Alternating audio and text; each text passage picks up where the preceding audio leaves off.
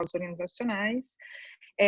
Sou idealizadora da Casa Melina, que é um hub de consultores conscientes, né, para a gente espalhar essa notícia da consciência nas organizações, e conselheira do Instituto do Capitalismo Consciente no Brasil, né.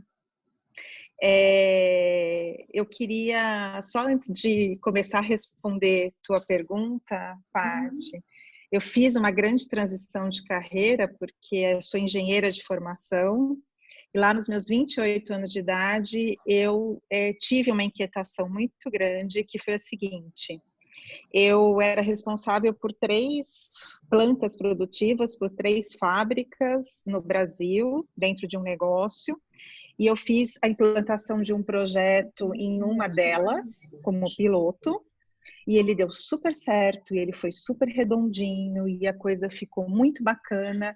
E eu falei, uau, eu encontrei a fórmula. Eu vou pegar este mesmo projeto agora e vou fazer na planta B. Quando eu cheguei na planta B e fui fazer tudo do mesmo jeitinho que tinha dado certo, deu tudo errado. E deu tudo errado por um simples motivo, né? A gente mudou de ambiente cultural, a gente mudou de liderança, né? Então a gente não tinha as variáveis comportamentais no mesmo patamar da primeira experiência.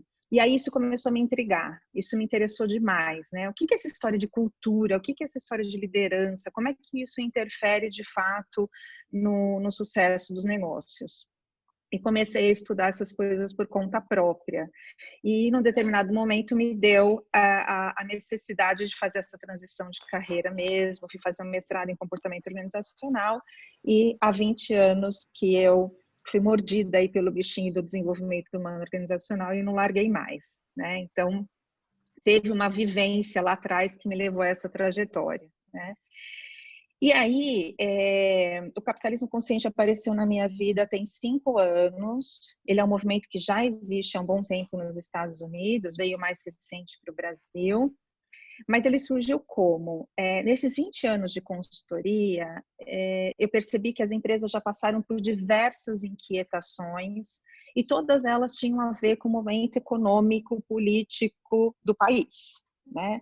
Então, por exemplo, um dos meus primeiros projetos lá atrás, né, 20 anos atrás, foi alfabetização em, vamos chamar, chão de fábrica, né, que era o termo que a gente usava até então, né, no mundo industrial.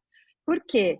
Porque as empresas estavam automatizando as fábricas e aí os operadores precisavam conhecer mais sobre como medir o indicador, como programar um equipamento, e eles não eram alfabetizados para isso, né? Então, a gente entrava nas indústrias para dar aula de português e matemática. Era a situação econômica do país. Quer dizer, se a gente mandasse todo mundo embora para contratar quem era alfabetizado, também não tinha no mercado, né? 20 anos depois, as empresas têm nos procurado para falar de saúde mental.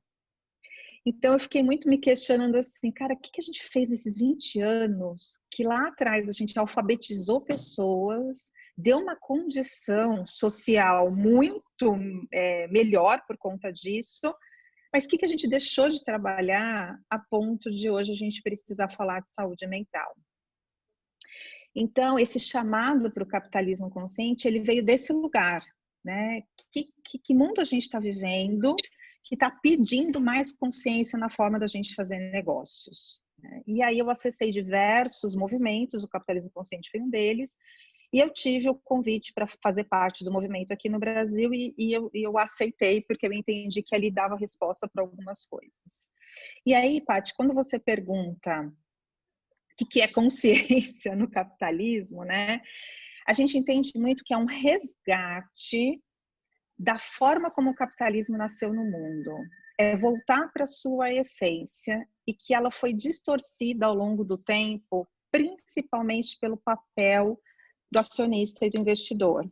A partir do momento que entrou um papel de acionista e de investidor nos negócios, o retorno, a urgência de retorno e a maximização do lucro passaram a ficar muito mais importante do que qualquer outro tipo de capital que a empresa opera.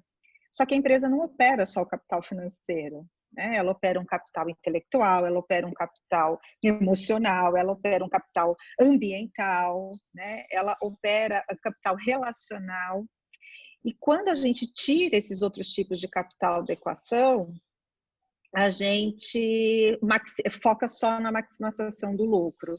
E o capitalismo deixou de ser uma livre troca entre talento e trabalho, né? Então, eu tenho um trabalho para te dar que precisa do seu talento, que você é livre para me dar também. E, em troca disso, a gente combina uma remuneração. E aí isso foi se distorcendo. Então, por isso, consciente, para a gente voltar a trazer para a consciência a origem do capitalismo, como uma livre troca entre trabalho e talento, né? Então, por isso que ele é possível, né? Agora, por que capitalismo? Porque, de fato, a gente entende que só a geração e a circulação de riqueza é que consegue trazer prosperidade para a humanidade. Qual é o problema? A gente gera e acumula riqueza na mão de poucos. E aí não acontece prosperidade, acontece enriquecimento. Mas na hora em que a gente gera e circula essa riqueza, eu tenho prosperidade. Então, o capitalismo consciente vem desse lugar, do lugar da circulação da riqueza. Grazi, tudo isso começou com Raja Sisódia, né? Uhum. E ele, na verdade, veio o primeiro livro, deixa eu ver se eu estou lembrada disso, me ajude com isso, por favor, que eu acho que você deve estar mais informado do que eu. Foi com Whole Foods que ele se associou, que ele começou a conversar, e a partir daí eles lançaram o primeiro livro, né? Que foi escrito pelo Raj. Mas o que mexeu com o Raj para olhar para Whole Foods e trazer todo esse movimento para o mundo, né? Bacana, o que é Whole Foods, por Cris. exemplo, né? O Raj Sisodia é o acadêmico que deu início ao movimento do capitalismo consciente lá nos Estados Unidos, associado ao John Mackey, que é o fundador do Whole Foods. Então, a gente está falando de um acadêmico com um empresário, né? Então, a junção dessas duas energias aí, dessas duas forças. O que despertou esse olhar no Raj? O Raj era um profissional de marketing, né? Ele é um indiano que mora nos Estados Unidos e atuava na área de marketing.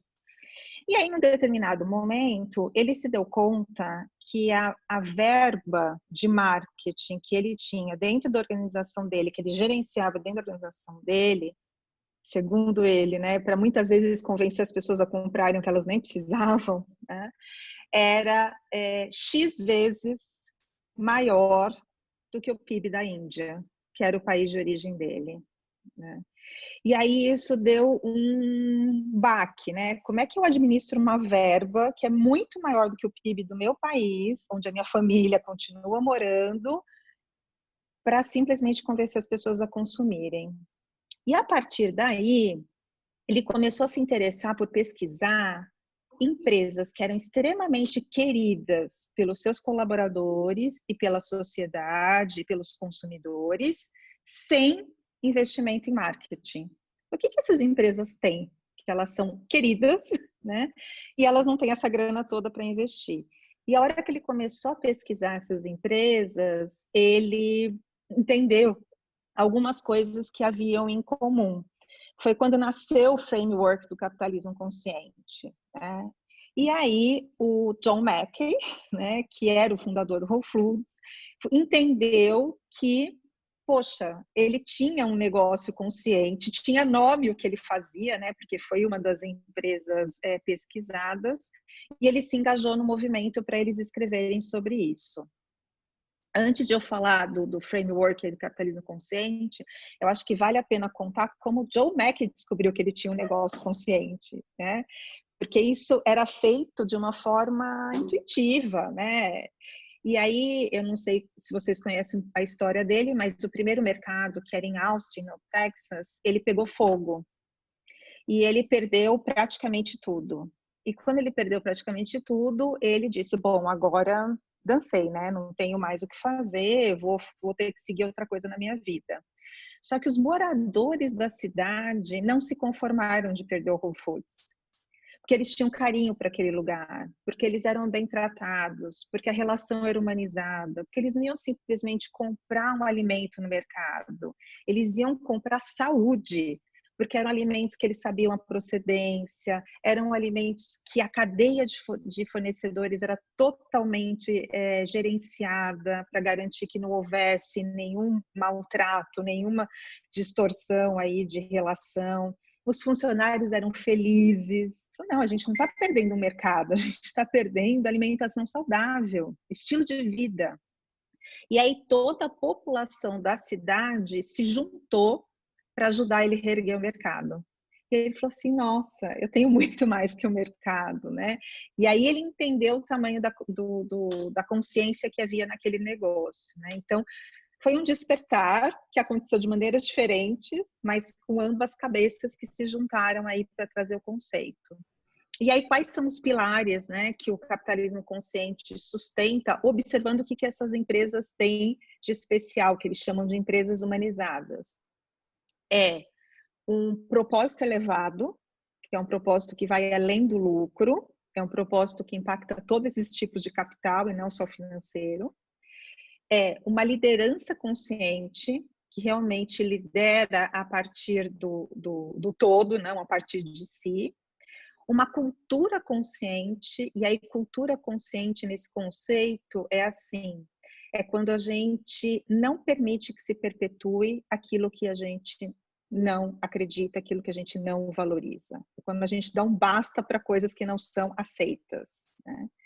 E o quarto pilar é a orientação aos stakeholders, que é quando a gente pensa além das nossas paredes, né? Quando a gente envolve fornecedores, clientes, acionistas, comunidade e colaboradores e tudo mais, né? Então foi daí que nasceu esse olhar para os 4 pilares. Diga, Paty. Antes de você talvez explicar ou entrar mais em detalhe nesses 4 pilares, que eu acho que, né, a gente possivelmente vai perguntar para você discorrer sobre isso, está me ocorrendo aqui que tem muita relação entre a forma como eu comunico a minha marca, né, dentro e fora, e impacto o outro. Então, a relação entre marca e a cultura organizacional. Então, se existe essa relação, e você trouxe a questão de marcas queridinhas, né? A Whole Foods era uma marca queridinha. E como é que a gente relaciona isso no momento atual, onde a gente talvez tenha uma expectativa quase que pessoal com algumas marcas que são queridinhas nossas, né? De fazer, de gerar um impacto, né? Consciente ou social, né? A serviço da humanidade, à sociedade, neste momento de crise legal, que a gente está. Eu acho bacana a gente olhar para isso, e acho que a gente está sendo convidado a ter um olhar super crítico, né, em relação a isso nesse momento que a gente está vivendo de pandemia, né? Quando eu digo super crítico, é assim, é olhar para a coerência ou incoerência, né, entre aquilo que a marca comunica para os seus consumidores, para os seus clientes, e aquilo que de fato acontece na prática. Então, acho que a gente está com o olhar muito atento para isso, para as coerências e incoerências. E a gente acredita, dentro do movimento, que marca e cultura são 2 lados da mesma moeda. Né? Então, não existe...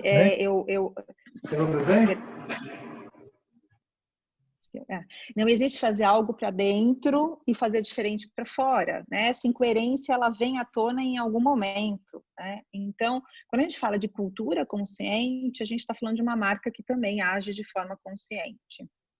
E aí, uma coisa super bacana é assim, eu não sei vocês, mas eu me peguei positivamente surpreendida nesse período todo que a gente está vivendo com algumas marcas, né, na forma como estão se posicionando, na forma como estão agindo, na forma como estão sendo propositivas em termos de sociedade, mas também me decepcionei com outras, né, que pelo discurso, pela forma como se vendem no mercado, talvez a gente esperasse um comportamento diferente daquele que está tendo de fato. Então, é um grande teste de coerência, né? O que é o mais interessante disso tudo? quando a gente fala das queridinhas, né, ou empresas humanizadas, como a gente chama no Brasil, no português, essa pesquisa, ela é feita com um olhar sistêmico. Então, é muito bacana contar para vocês que depois de ter traduzido o livro de Empresas Humanizadas, que foi publicado nos Estados Unidos com os cases de lá, esse ano a gente está publicando o primeiro livro no Brasil com os cases daqui. Então, a gente chegou uma hora e falou, não, chega de traduzir case, a gente tem muita história aqui boa para contar de empresas que de fato são humanizadas e que têm boas práticas para que possam inspirar muitas outras.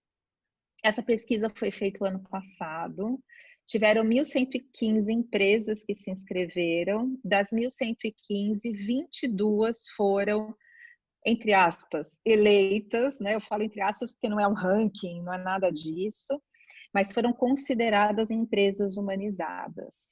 E o livro acabou de ser lançado pelo Capitalismo Consciente, chama Negócios Conscientes, perdão. Acabou de ser lançado pelo Instituto.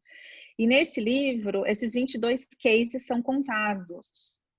E por que eles são contados? Porque a gente acredita que não há uma receita de como ser capitalismo consciente.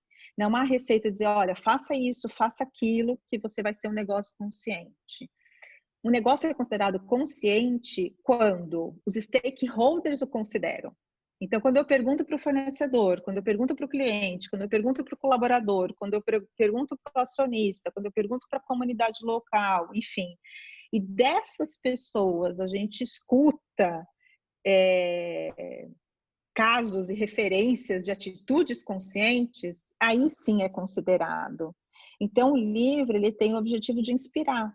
Né, inspirar práticas, né, de alguns negócios que estão buscando serem conscientes. Grazi, Aí, oi. Desculpa. Se você não se importar de dar alguns nomes, né, que nem eu comentei com você sobre o Magazine Luiza, que para mim ele sempre foi também, eu sempre ouvi falar de pessoas que trabalhavam em recursos humanos lá, elogiando bastante todas as manifestações, né? E a gente está falando de um movimento acolhedor, né? Então, a Luiza Trajano agora, por exemplo, ela se posicionou de uma forma bastante interessante diante do mercado, né? Mandando todos os funcionários para casa sem suspender salário, né? Uhum. E se posicionou publicamente, né? Falando publicamente com as autoridades. Então, assim, a gente viu ela, por exemplo, quando teve o workshop, o Congresso do Capitalismo Consciente, ela foi lá, né? Então, também tem o próprio presidente do Capitalismo Consciente, não sei se ele continua lá, da reserva, né? Então, tem algumas o Rony nos deixa, ele ficou 3 anos, né, presidente, a partir desse ano teve uma mudança. Ele é maravilhoso, é um ser humano incrível. Então, assim, a minha percepção, não sou íntima deles, né? Mas a percepção que eu tenho é que eles são coerentes efetivamente. Então, eles são coerentes como líderes, são coerentes como empresários, são coerentes como pessoas, né? Essa é a minha percepção. E eu queria te puxar para falar um pouco disso, né? Como que a gente consegue mudar dentro das organizações para essa visão mais consciente, né? Como líderes, como funcionários, né?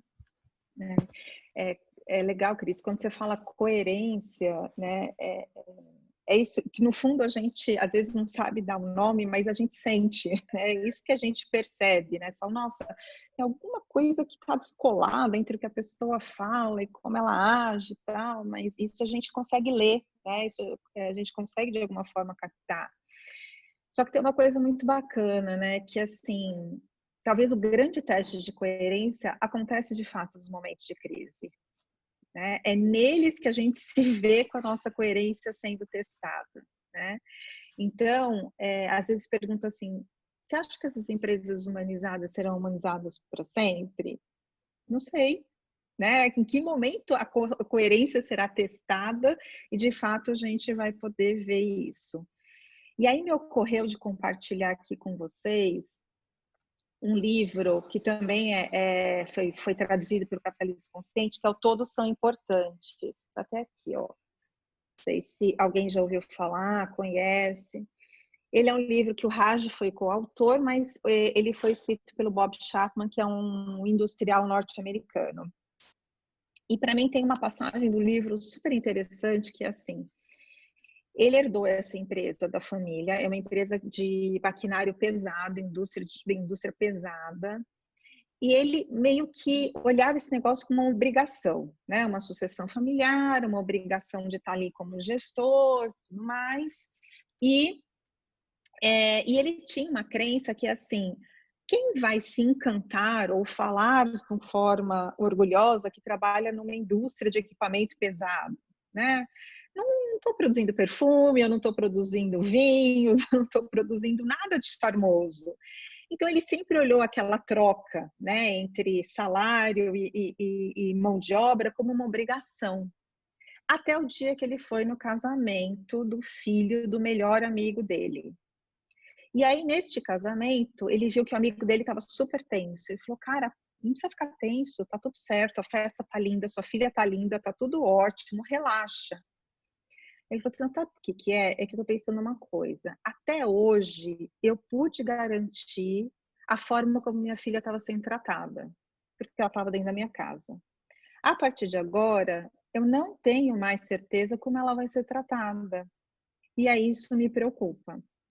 E quando ele escutou isso, ele voltou para a mesa do jantar, sentou do lado da esposa dele e falou assim, eu preciso mudar tudo na minha empresa. Eu falei, nossa, o clique pode vir em qualquer lugar mesmo, né? Qualquer momento. Ela falou, como assim? Ele falou, eu acabei de entender que todo mundo nessa vida é o filho querido de alguém. Todo mundo nessa vida tem em algum lugar um pai e uma mãe esperando que seu filho esteja sendo bem tratado aonde ele estiver.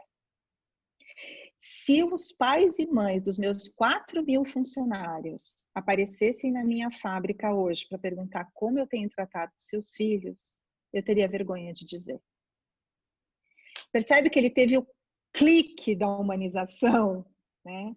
E aí, quando ele retorna para a fábrica, ele decide de fato mudar as coisas. E o que ele relata no livro foram práticas que ele adotou para transformar essa cultura em uma cultura consciente.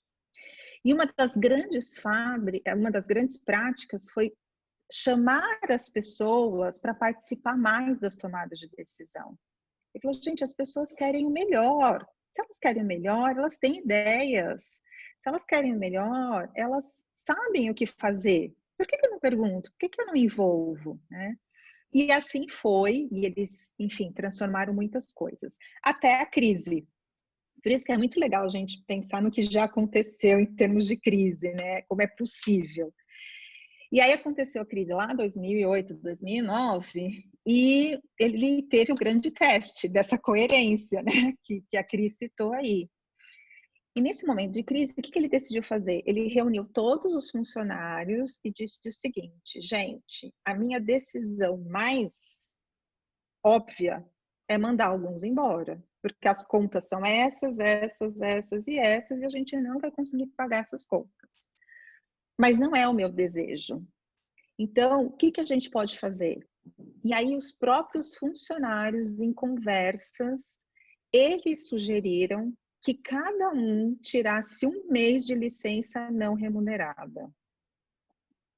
Com 1 mês de licença não remunerada de 4.000 funcionários, quer dizer, cada um abriu mão de 1 mês de salário, ninguém precisou ser demitido. E eles falavam assim, a crise vai passar, a gente sabe que vai passar. E a hora que passar, a gente quer estar aqui. Né? E aí eles fizeram um rodízio, consideraram quem tinha, sei lá, mais urgência em pagar alguma coisa, menos urgência. No fim, cada um cedeu 1 mês do seu salário em prol de todo mundo, de uma coletividade. E aí que ele fala, foi um momento que eu pude testar a coerência entre implantar uma cultura mais consciente e, de fato, receber de volta uma consciência na forma de agir. Né? E o mais interessante de tudo, ele está fazendo agora um movimento de reunir os funcionários de novo, nesse momento da pandemia, e está fazendo um registro das práticas que eles estão sugerindo. Já está divulgando isso, né? A coisa está muito mais online, ou seja, quase que virou um novo normal, né? Quase que virou um novo jeito de pensar que não é sozinho que a gente resolve. E aí isso talvez seja o grande pilar da liderança consciente, né? É o acolher, né? Não, está me ocorrendo que a gente está criando repertório, né? Exatamente. E isso é muito legal, porque a gente tem, nesse último mês dentro de casa, o que a gente tem falado, pelo menos é o que eu tenho escutado sempre, e até acho que estou repetindo isso, é que a gente está numa crise que não tem repertório, que etc, que etc. Então, a gente não consegue nem projetar qualquer tipo de previsibilidade, de final, de metas, de objetivo, etc. E não sei, o que você tá falando, parece que a gente tem algum tipo de repertório, em algum lugar que a gente pode beber dessa fonte aí para poder fazer um movimento? Não sei, Grazi. Eu acho que a pergunta é aonde ele está, né? Ele existe em algum lugar, assim, aonde ele está. E é super verdade isso que você traz, sabe, Paty? Porque tem um dos jogos que eu represento aqui no Brasil, que é um jogo israelense. Estou há 5 anos com ele no Brasil. E ele simula como fazer negócios na nova economia. Então, há 5 anos atrás, quando eu trouxe ele para o Brasil, falar de nova economia, ou seja, falar de escambo, falar de trabalhos mais colaborativos, falar de moedas de troca que não sejam só dinheiro, né? Falar de contrapartida, falar de abundância, ainda era uma coisa bem cinza, assim, né? Vamos dizer. E aí, eu batia na porta de diversas empresas para falar desse conceito, e claro que eu ia mirar aquelas empresas que eu entendia que mais precisavam ouvir isso. E aí eu só levava não na cara, né? Que coisa, imagina, aqui o negócio é competição, aqui a gente tem que ganhar dos outros, né? Bom, e aí eu falava lá com os israelenses, eu falava assim, gente, eu só tô levando não na cara, né? Aí ele falou assim, mas por que você está insistindo tanto em bater na porta de quem não está preparado para ouvir? Eu falei, opa, é mesmo, né? Porque assim, que arrogância é essa minha, né? De achar que o outro precisa e que ele tem que ouvir isso, né? Ele falou, não, bate na porta de quem está preparado para escutar. Procura onde estão os early adopters, porque quando eles abrirem a porta e começarem a ter case, começar a ter repertório, começar a criar referência, eles mesmos vão ser a imagem para os demais, né? De fato foi o que aconteceu.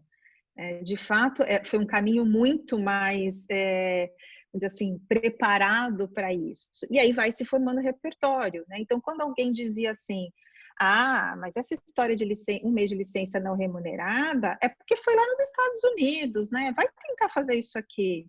Bom, pergunto, quantas empresas não estão fazendo isso agora na pandemia? Então, tudo aquilo que era impossível começa a ter espaço para ser feito, né? Ô, Grazi, até isso mesmo que eu queria te falar. A gente tem contato com vários executivos, né? Eu e a Paty tivemos com um recentemente. Ele disse, olha, vai acontecer isso, vai passar e tudo vai voltar como era antes, né? Mas, ao mesmo tempo, eu tenho visto vários movimentos acontecendo no Brasil e fora do Brasil. Eu queria ouvir de você, como que você percebe isso? A gente estava até conversando um pouco antes, nessa prévia, né? E eu até comentei da questão da transpessoal, da psicologia transpessoal, que você tem o eixo experiencial, evolutivo, e tem um looping, né? E a gente vai tendo uma espiral aí, tendo que sentir todas essas questões que acontecem, né? A razão, a emoção, a intuição, a sensação. A gente estava no mundo até pouco tempo, né? Muito da energia masculina, né? Da competitividade, não que a energia masculina não seja positiva, a gente tem vários exemplos de positivismo, como empreendedorismo, né? Essa força de fazer e realizar acontecer. Mas agora a gente está precisando de uma energia mais feminina, que é acolhimento, é carinho, é atenção, né? É uma mudança de chave aí. será que o mundo está preparado? Amsterdã agora, por exemplo, teve um movimento aí, né, para essa linha. Mas e o Brasil? Será que o Brasil está preparado? Como que você percebe isso, né? Como que a gente vai encarar essa nova liderança, essa nova forma da gente estar aqui agora? Como que você vê isso? Ó, tem duas coisas importantes que eu queria trazer para essa sua pergunta. Uma é assim, a gente está experimentando muita coisa que a gente não estava experimentando antes, né? Então, eu acredito de fato que a gente está falando de uma evolução de consciência em algum nível. Talvez não seja no nível que a gente sonha que seja, né? Mas a gente está falando de uma evolução de consciência em algum nível simplesmente porque a gente está vivendo o desconhecido. E viver o desconhecido já nos permite criar novas consciências, né? Então, pode ser que quando isso tudo terminar, a gente tenha uma parcela de pessoas que voltem a como era antes. Mas pode ser que quando isso terminar, a gente tenha uma boa parcela de pessoas que criem um novo normal, né? Então, a gente não tem, talvez, um comportamento único nisso tudo. Até porque, Cris, eu vou te dizer que alguns executivos com os quais eu tenho contato, mesmo nesse modelo de isolamento social, continuam praticando comando e controle. Então, tem alguns que nem sequer estão experimentando este novo, né? Então, a gente tem de tudo aí. Mas, como sociedade, a gente tem grande chance de dar um salto evolutivo aí de consciência e ter a coragem de manter isso, porque é corajoso manter, né? Ter coragem de continuar levantando essa bandeira de alguma forma, né? E aí, antes de entrar na questão do masculino e do feminino que você traz, quando a gente fala dessa evolução, para mim faz muito sentido o conceito da jornada do herói, de Joseph Campbell. Eu não sei quem conhece, mas o Joseph Campbell, ele estudou na mitologia quais eram as grandes etapas pelas quais um herói ou um mito atravessava até encontrar a sua recompensa. E aí ele entendeu que havia uma repetição nessas etapas, tanto é que isso mais tarde virou a forma de fazer roteiro de cinema, né? Roteiro de filme. E na jornada do herói, tem 4 fases que se destacam, que é o chamado para a aventura. Então, algo externo acontece que nos chama para uma aventura, que nos tira daquele estado que a gente estava habituado a fazer. Então, quem de nós hoje estaria em isolamento social se não fosse um fator externo? Ninguém, ou sei lá, poucos, né? Mas algo externo que nos coloca numa aventura que é diferente daquilo que eu estou acostumado. E aí, quando eu aceito esse chamado, eu tenho que começar a cruzar alguns limiares. O que é cruzar limiar? É começar a fazer algo diferente do que eu fazia antes. É botar o pezinho na piscina para ver se a água está gelada. Mas ainda não estou pulando, tá? Então, a gente vai fazendo ensaios, né? A gente fala assim, bom, então agora eu estou home office, eu vou experimentar acordar mais tarde. Não está funcionando. Eu vou experimentar acordar no mesmo horário que eu acordava. Ah, tá melhor. Prototipagem. Vai prototipando, exatamente. Eu vou entrando, cruzando alguns limiares, né? Só que o que acontece? Para eu realmente implantar, né, um novo comportamento, eu preciso me libertar das desculpas verdadeiras. As desculpas verdadeiras é tudo aquilo que é verdade, mas por ser verdade, portanto, é socialmente aceito, socialmente reconhecido, socialmente validado, mas que fica num lugar de desculpa. Então, por exemplo, então a gente está experimentando, né, esse novo jeito de fazer, mas, gente, eu não tenho orçamento para bancar café da manhã, almoço e janta todos os dias na minha casa, né? Ah, isso é uma verdade? Ah, isso é uma verdade. As pessoas vão concordar comigo? Vão concordar comigo. Só que nessa hora eu posso estar colocando uma desculpa para não seguir neste novo normal, né? E o que é mais perigoso? Todo mundo vai concordar comigo, né? Ah, então a gente fez uma força-tarefa na quarentena, legal. Mas eu volto lá para minha empresa e minha empresa diz assim, a gente precisa agora cumprir as metas do ano, vamos ter que tirar o atraso. Ah, é verdade? Ah, é verdade. As pessoas vão concordar com você? Vão concordar com você. Mas nesse momento é uma desculpa para a gente voltar ao que era. Então, percebe? Eu fui chamada para uma aventura, eu experimentei novos comportamentos, mas a hora que apareceu uma desculpa verdadeira, eu volto para trás. O que a gente precisa de fato para ultrapassar as desculpas verdadeiras? É a gente acessar qual é a desculpa que está dentro de mim. Aí sim eu consigo ultrapassar. Então, o que está dentro de mim? Necessidade de controle? O que está dentro de mim? Uma necessidade de fazer tudo sozinho? O que está dentro de mim? Uma necessidade de mostrar minha importância para o mundo?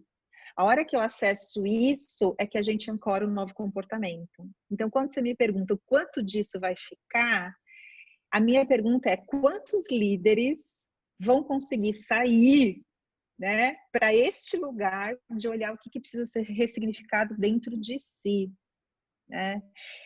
Paty, eu já te escuto, mas assim, eu vou falar de mim, não vou falar nem dos outros, né? Eu me peguei dentro de uma crença que mora dentro de mim, que é o medo de ser insignificante.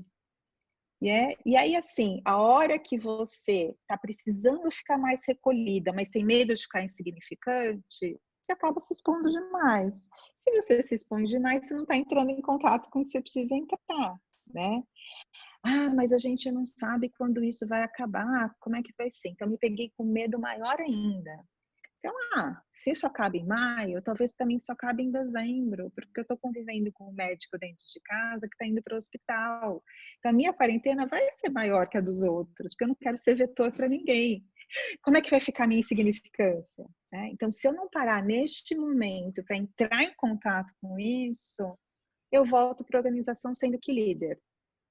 Então, o convite do autoconhecimento, o convite do líder olhar para si, para de fato ele ser humanizado nas relações, é esse. Né?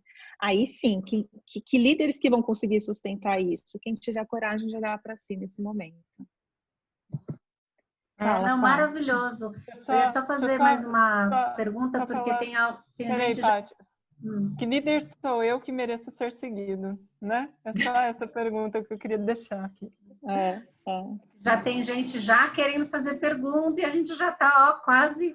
E o meu comentário, eu ia fazer uma pergunta relacionada ao papel da liderança, porque você trouxe todo um contexto do capitalismo consciente que gira num ecossistema, né? Então, o fornecedor, é o consumidor, é o cliente, é o stakeholder, é a cultura interna, então tem todo um ecossistema. Então, assim, como é que eu sei se isso é possível? Como é que eu sei se eu estou numa empresa que se enquadra ou que, né, pratica o capitalismo consciente? E qual é o meu papel como líder na minha base de influência nesse ecossistema? Que dicas que você pode dar para quem é líder aqui de negócio, líder de time? De negócio, E aí assim, a gente já abre para o Mal, que o Mal tem a primeira pergunta para fazer, já está me chamando. Tá bom. De uma forma bem pragmática, Paty, assim, na pesquisa das empresas humanizadas, e aí tem o site, né, humanizadas, deixa eu ver se eu vou falar besteira, humanizadas.com, isso.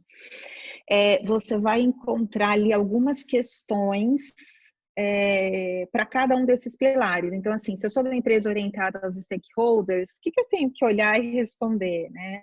Se eu sou uma empresa de cultura consciente, o que eu tenho que olhar e responder para mim mesma? Então, assim, de forma pragmática, tem ali algumas perguntas que guiam para a gente entender o quanto a gente está ou não consciente naquele pilar.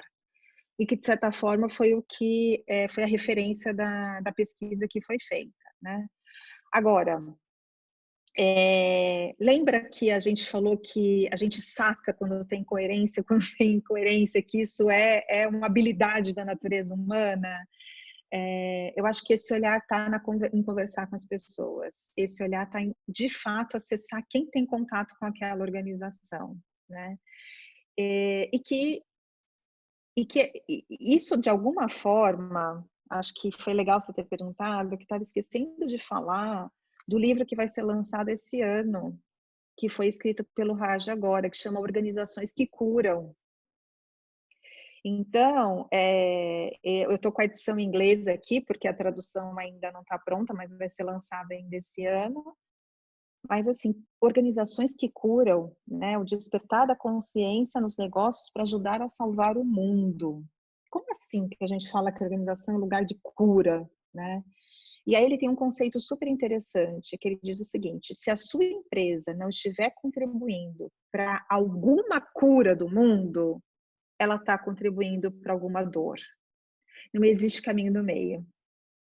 Então, se a gente não está contribuindo para curar algo, a gente está contribuindo para adoecer. Então, isso é muito forte, né? Quando a gente fala assim, meu Deus do céu, a empresa está curando o quê? E a gente não encontra a resposta, é um sinal de que eu preciso olhar para essas coisas e me mexer. E aí, qual é a crença dele? Que está nas organizações o grande poder de cura social, em termos de concentração de riqueza, de talento, de recursos e de tudo mais. Então, se em algum momento da nossa história a gente depositou na religião ou depositou no governo esse lugar de cura social, já não é mais. Quem tem hoje recurso e condição para isso são as organizações. E se ela não está fazendo esse papel, ela está deixando de usar o potencial dela. Então, quando, por exemplo, uma grande empresa me chama para participar de um programa de mentoria para pequenos empreendedores que estão na sua cadeia de fornecimento, para que eles sejam sustentáveis e prósperos, eu estou falando de uma empresa que cura. Porque para ela, não adianta parar de comprar da Grazi, se a Grazi falir e passar a comprar da Paty. Ela quer que a Grazi prospere, mesmo sendo pequena. Só que a Grazi é tão pequena que ela não tem repertório de gestão para prosperar. E aí, como grande organização, eu faço o quê? Eu te mentoro, né? Quer dizer, eu tiro todos os dias pessoas da sociedade para, de alguma forma, trabalhar na minha organização. No final do dia, eu estou devolvendo elas como? Se eu não estou devolvendo melhor, tem algum problema, né? Então, esse olhar, por exemplo, profissões que tendem a ser descontinuadas, porque a tecnologia está substituindo, porque o digital está tomando conta. Se eu sei que eu sou um negócio, que daqui a algum tempo vou deixar de precisar daquele profissional, como é que hoje eu estou preparando aquele profissional para sobreviver e ter uma vida após o meu negócio? Porque até agora ele me serviu, né? Então, é papel da organização. Por quê? Porque ela tem recurso, porque ela tem talento, porque ela tem riqueza para isso. É simples assim, né? Não é lamentar que um dia eu não preciso mais, é te preparar para o dia que eu não precisar mais, né? Então, é isso uma organização que cura. E aí olhar se eu estou consciente nisso, é olhar que ações são essas que são feitas além das paredes da organização. Grazi, que delícia te ouvir falando. Estou apaixonada por esse tema. Que dá para perceber. Só que agora a gente está bem em cima, acho que seria legal a Paty trazer a pergunta do Mal, né? Mal, pode abrir o microfone, ele já me chamou aqui. A gente tem uns últimos 15 minutinhos para alguém também, se alguém quiser perguntar depois do Mal. Fica bom. Legal, legal. Bom, em primeiro lugar, eu queria agradecer por toda a sua exposição em relação a esses conceitos. Eu acho que são muito legais, bem pertinentes do que a gente está vivendo, e realmente eu acho que todo mundo sente aqui dentro e se conecta bastante com isso, né? A minha pergunta, ela tem mais a ver com o conceito, né, que você trouxe do capitalismo consciente. Você colocou um ponto importante que era em relação à massiva experimentação de hábitos, né, inclusive dentro do contexto empresarial, que a pandemia causou, está forçando as pessoas a fazer, né? Então, isso realmente vai determinar se esses hábitos eles vão persistir ou se eles vão ser descartados. Já existiam algumas tendências no mundo, e as empresas falam muito disso, é o vocabulário que as empresas realmente colocam em seus annual reports, em seus websites. Existem conceitos como sustentabilidade, propósitos de marca, e algumas empresas, inclusive como a Danone, que fazem um marketing muito grande em relação à sua certificação como corporação B Corporation Certification. Então, eu queria entender, essas tendências obviamente já existiam e você colocou um ponto em relação ao capitalismo consciente que parece ser um grau acima dessas tendências. Qual é o ponto de intersecção e quais são os pontos de diferença em relação a essas tendências que eu mencionei e o conceito que você está trazendo para a gente? Legal, Mal, super obrigada pela pergunta. A gente é tudo primo irmão, a gente é tudo de mão dada, né? Então, eu diria para você que tem muito mais semelhanças do que diferenças. Tanto é que agora a gente está lançando um fundo de investimento para pequenos e médios empreendedores nesse momento de crise, em parceria com o Sistema B, né, que chama Covida 20, para a gente dar vida aos pequenos empreendedores 2020, né? E a gente está muito junto com o Sistema B. Então, assim, é tudo muito próximo e eu acho que essas coisas estão ficando cada vez mais juntas. Tem algumas diferenças? Tem, por exemplo, o Sistema B é uma certificadora. Então, de fato, você passa por um processo de certificação. Capitalismo consciente não é. Capitalismo consciente, ele vai determinar a consciência do seu negócio a partir, né, daquilo do impacto que ele gera. E ele vai criar referências e inspiração para outras empresas, né? Mas a gente está olhando para o mesmo objetivo final.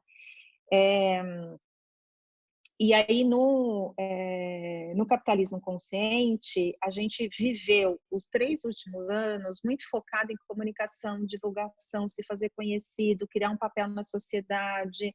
Há 5 anos atrás, eu perguntava para o grupo, alguém ouviu falar capitalismo consciente? A maioria respondia assim, mas isso é possível? Né? Hoje não, hoje as pessoas já ouviram falar de capitalismo consciente. Então, a partir deste ano, nosso grande pilar de atuação está sendo educação e expansão.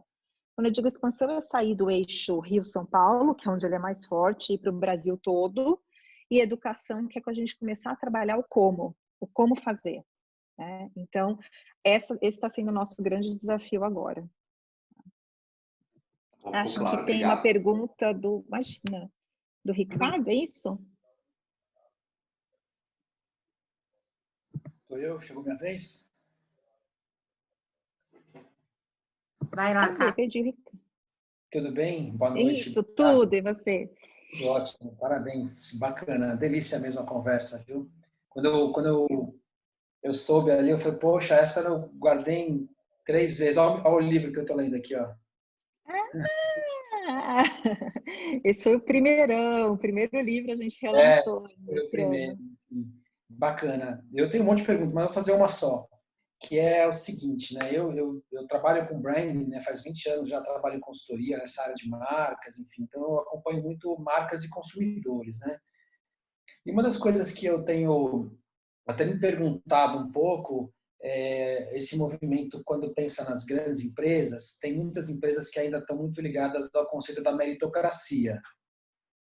E isso não conversa muito bem até agora, por exemplo, né?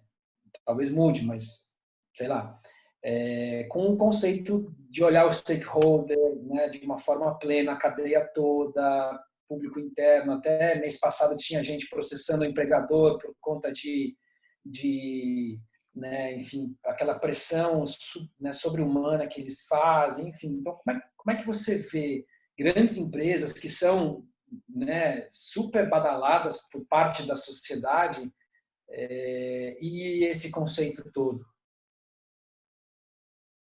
A meritocracia. Ricardo, capitalismo consciente, né? Uhum. Que pergunta linda, né? Porque, claro, não existe receita, né? Então não existe um caminho que você diga, olha, isto aqui é consciente, aquilo ali não é consciente. Então, nossa grande reflexão não é questionar a meritocracia, mas é questionar o que é mérito dentro dos negócios. Boa. Então, enquanto o mérito for algo com foco individual, como é que eu estou construindo consciência? Para mim é quase impossível, né? Porque a partir do momento em que eu olho para o individual, eu estou gerando um ambiente de competição e não de colaboração. E esse ambiente de competição faz com que eu olhe para o do lado para ser um pouquinho melhor que ele. E a hora que eu estou me propondo a ser melhor que alguém, eu estou deixando de olhar para o valor que eu tenho, inclusive. Né? Uhum. Então, tem uma frase que eu aprendi aí com os israelenses, que é assim: competição é um jogo para amadores. Colaboração é um jogo para empreendedores. Cara, que demais! Quer dizer, se eu sou amadora ao ponto de não encontrar o meu valor único e ficar bem que você também tem o seu, só me resta realmente ficar olhando o que você faz para fazer um pouquinho melhor. Né? Agora, se eu tenho foco no meu valor, eu encontro ele, eu também quero que você encontre o seu. Porque se os dois estiverem crescendo, a gente está gerando uma abundância no mercado. Né? Que é diferente de competitividade, hein? Pelo amor de Deus. Eu não estou dizendo que os negócios não têm que ter competitividade, eles têm que ter. O que eu estou dizendo é, a gente não precisa viver da competição, que significa alguém tem que perder para o outro ganhar. Uhum. Então, enquanto o mérito estiver neste lugar, da performance individual, a gente realmente está dizendo que para alguém ganhar, o outro tem que perder. Né? Agora, se o mérito tiver um impacto que o meu negócio gera no mundo, no impacto que ele gera no capital emocional, financeiro, ambiental, intelectual, espiritual e tudo mais, a gente pode continuar fazendo meritocracia, só que eu mudei a referência do que é mérito, né? Uhum. E é muito interessante pensar o seguinte, talvez a Paty também esteja vivendo isso porque você conversa com diversos executivos, faz coaching, etc. As pessoas que estão mais tranquilas, que trabalham em grandes organizações, né? Não estou falando dos autônomos nem dos pequenos empreendedores. Os que trabalham em grandes organizações e estão mais tranquilos neste momento são aqueles que me dizem assim: eu tenho 10 minutinhos do meu chefe agora todos os dias. Ele está dispondo o ouvido, ele está dispondo o coração, ele está dispondo o diálogo. Aí eu te pergunto, o que é isso se não humanização? E humanização está na meritocracia? Então, se a gente entender que é mérito humanizar nas relações e levar isso para a meritocracia, a gente ressignifica, né? Então, Ricardo, mas esse é um ponto de vista Graziella, tá? Para mim, quanto à meritocracia, olhar o mérito nessa forma individual, a gente não está conseguindo trazer consciência de fato. Uhum. Obrigado. Nada. Maravilhosa essa reflexão. Muito bom. Mais alguém? A gente tem uns minutinhos. Quem quer aproveitar a Grazi? Senão eu e a Cris, a gente lança mais uma pergunta. Nós somos duas perguntadeiras, né? Para quem é coach. Opa, perguntas poderosas, hein? Pergunta está na ponta da língua. Mais alguma pergunta? Eu vou arriscar, então. Vai, Mari. Oi, Eba! Graziella, tudo bem? Oi, Paty. Obrigada por esse encontro, muito esclarecedor e muito bom. Obrigada, Graziella, Paty, Cris. Bom, enfim, eu fiquei muito interessada quando você falou das empresas que curam, né? Uhum. E que esse é o futuro para despertar uma consciência coletiva, na verdade.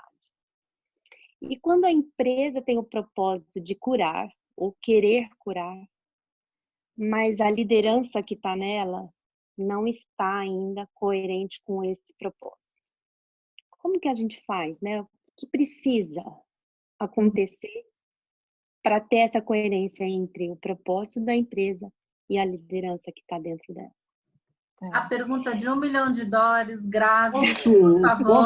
Posso aproveitar a pergunta da Mariana só para emendar, porque isso é uma pergunta que eu sempre me fiz.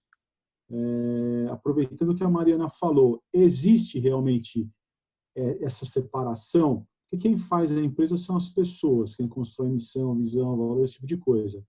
Então, aproveita a pergunta dela para encaixar essa outra na sequência já. Dá para separar? Porque é uma coisa que eu me questiono muito.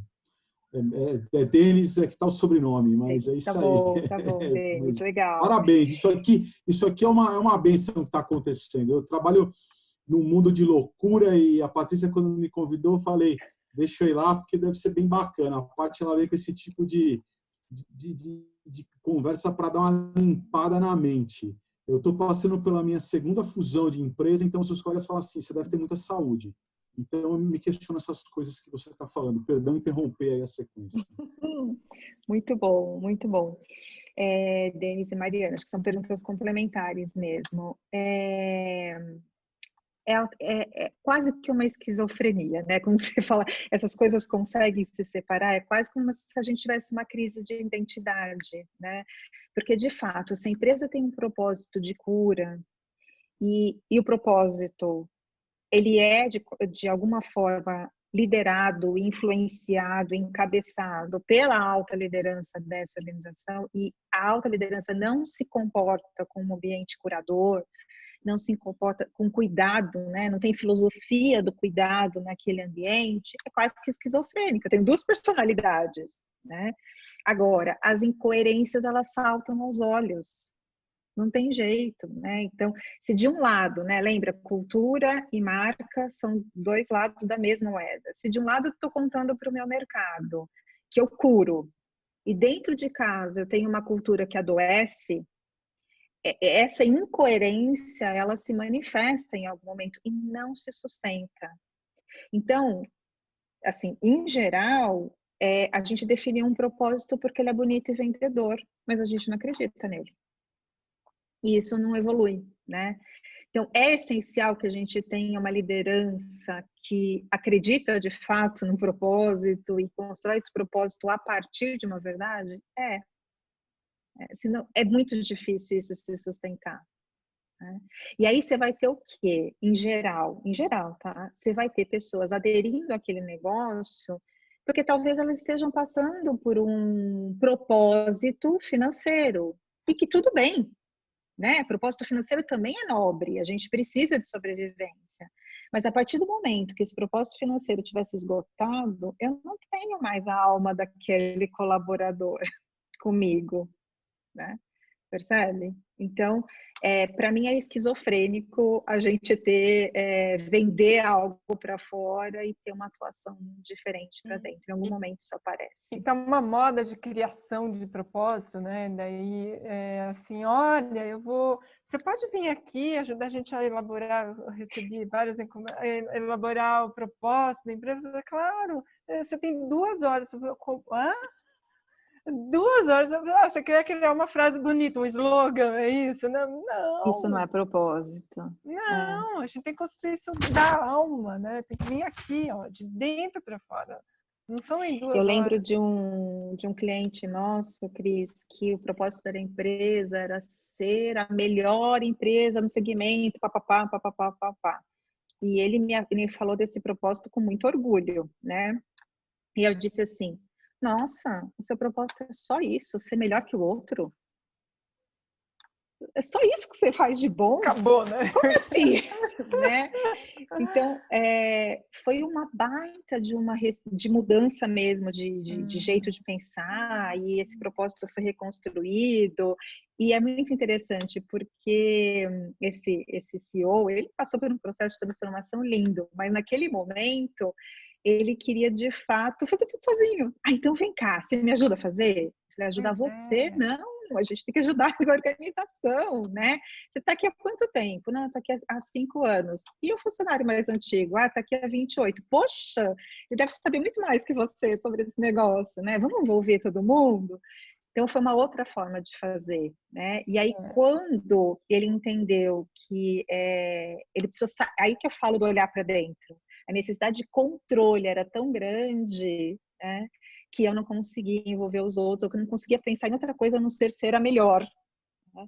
E a hora que ele entendeu que ele precisava trabalhar essa necessidade de controle é que a coisa se transformou. Né? Então, nem sempre a gente precisa substituir o líder, a gente pode fazer ele se autoconhecer. Não dá para ser um líder consciente ou uma empresa consciente sozinha, né, Grazi? Vamos ficar conversando a noite inteira. Acabou, gente. Eu só vou pegar um copinho de vinho. Mais de metro aqui. Gente, acabou. Passa super rápido, gostoso, né, Cris? Grazi. Sempre, né? Ei, deu uma travada aqui, peraí. A Cris travou. Foi a Paty, fui eu. Quem que foi que travou? Sei lá. Não, agora voltou. Voltou. Muito bom. Quero te agradecer imensamente esse papo maravilhoso. A gente já está com 3 minutos adelante aqui. Muito obrigada, viu? Eu posso só encerrar lendo um poema bem breve para vocês? Faça Para a isso. gente se inspirar? Depois você maravilhoso. pode de tudo. A gente precisa de uma meia hora para trazer um monte de gente aqui que precisa escutar esse monte de coisa que você falou. Sim. Vai para o YouTube, vai para o canal do YouTube. Não que eu me coloque fora disso aqui Todo também, mundo. mas... A gente está Artigo gravando tudo. A gente está gravando, vai disponibilizar o link depois para vocês reassistirem e compartilharem. Vai lá, Grazi. Sonhei em reinventar o arco-íris. Reinventei sua forma, repeti algumas cores e preservei seu significado. Me dei conta, então, que eu sonhava em reinventar a esperança. E para isso, eu não preciso de um novo arco-íris. Eu só preciso de um novo olhar. Coisa mais Muito linda, obrigada, Grazi. Gratidão Acho imensa. que ela merece salva de palmas aqui. Maravilhoso. Muito obrigada, Muito pessoal que está aí. Obrigada. Obrigada imenso que vocês vieram, participaram. A gente tem esses encontros, o ponto de vista, toda segunda e quinta, às 8, com temas sempre assim, atuais, provocativos, importantes, nessa roda de conversa que a gente faz. Compartilhem, aproveitem para participar. É isso, Cris, quer falar? Tá cortando você. Não sei se vocês entenderam. Ó, toda segunda e quinta, às 8 horas da noite. Tá? A gente espera por vocês e todas as lives que a gente está fazendo, a gente grava e coloca no canal do YouTube que a gente depois divulga nas redes, tá bom? Grazi, mais uma vez, que prazer enorme. Quero estar mais perto de você. Juntinho, hein? Obrigada, gente. Tchau, pessoal. Boa noite. Tchau, tchau. Beijo. Boa noite a todos. Obrigada. Obrigada. Tchau, Grazi linda. Obrigada. Tchau, Malta, João, Mari, Jéssica. Meu primo. Tchau, Dudu. Tchau, Val. Val, eu recebi sua mensagem, eu só não escutei. Jéssica, querida.